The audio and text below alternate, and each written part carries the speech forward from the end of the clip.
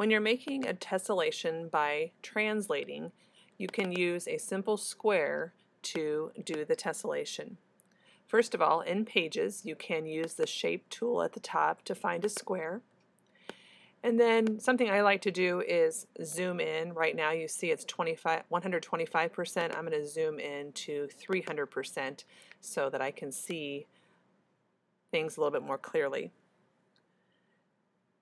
What you want to do next is go up to Shapes and select the bottom tool that has the 3 dots. And then this box is in the way, so I'm going to move that out of the way. Start in the corner and notice how it makes a little dot there. And then you can make any design that you want, making sure to end back where you started in the corner. So I'm going to click on that first dot that I made. And now this little piece right here is the part that, if you can visualize, that I'm cutting out of the square. So what I'm going to do is I'm going to do a copy and paste and then slide this piece up to the top like I am translating it or moving it to the other area. So what I want to do then is make this piece the green color and then this piece white so that I can show that it's been cut out of my square. So I'm going to go up here to the inspector, and the circle and the square is the graphic inspector, and where it says fill none, I'm going to select color fill, and then the first thing it had there was white, so it looks now like it's cut out. I'm also going to go to stroke here and select none for the line, so that's not outlined. Then I'm going to go up here to this piece right here, and I am going to fill that in, color it in. And I don't want it to be white, I want it to be the same color as my green here. And I will just click, actually the color doesn't matter at this point, but I'm just going to color it in a green color. I'm also going to take away the line so that it looks like this. You can repeat this process on the 2 sides of your square. So if I go back up to Shapes, I can click on that tool. You actually don't have to start in the corners. You can start somewhere in the middle, and you can be as detailed as you want. You can have curvy lines or pointy lines like I did on the first time.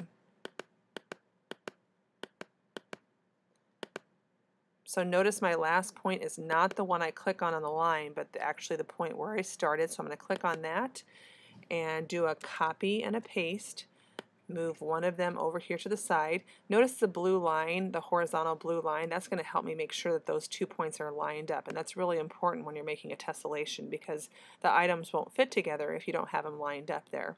So I'm going to click on this one again, and remember that's in the inspector that I went to the circle and the square, the graphic inspector, and color fill will be white. So if you can pretend like I cut that piece out and I slid it over to the other side or translated it to the other side.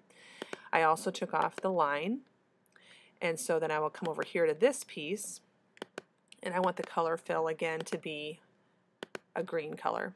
Okay, I will take off the line there, and the final is to take the line off of the square. So I'm going to click on the square that I originally started with, and I'm going to say none. So I have a little gap here on the square, so I'm just going to click on that one piece and use my arrow keys to make it fit up against there.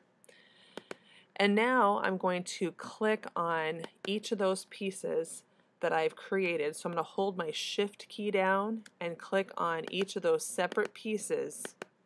There should be a total of 5 pieces. Again, there's the first one, then hold your Shift key down and click on 2, 3, 4, 5 pieces. And I'm going to go to Arrange, Group. Okay, so right now this is my piece, like you can think of it as a puzzle piece.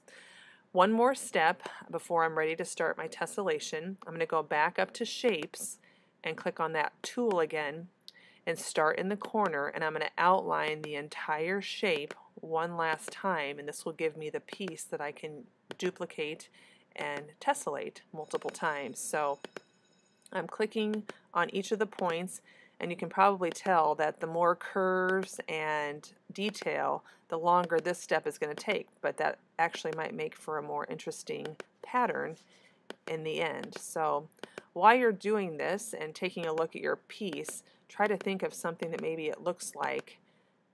Maybe it looks like an animal, or maybe it looks like an imaginary animal, or maybe it looks like an object. You can always add details to these items to make it look more realistic. Or you can just have it be an odd shape with some interesting patterns and interesting colors to make some really neat artwork. So I'm coming around to the end here where I'm trying to outline my piece.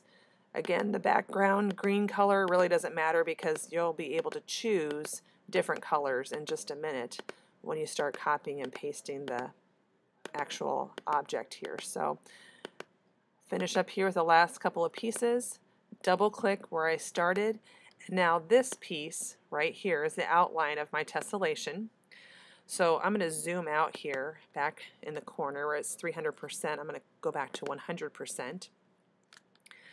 And it might be helpful just to go up here to sections and insert a blank page.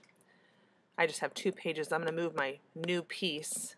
It's important here when you're clicking on these things. Notice right now I'm trying to click on the piece, but it's not doing anything. Actually click on the outline of the piece and that will help it move a little bit faster. So I'm going to click on the piece, and then in the inspector I can use that to color it in. I'm going to choose a red or a pink first, and I'm going to do a copy, paste.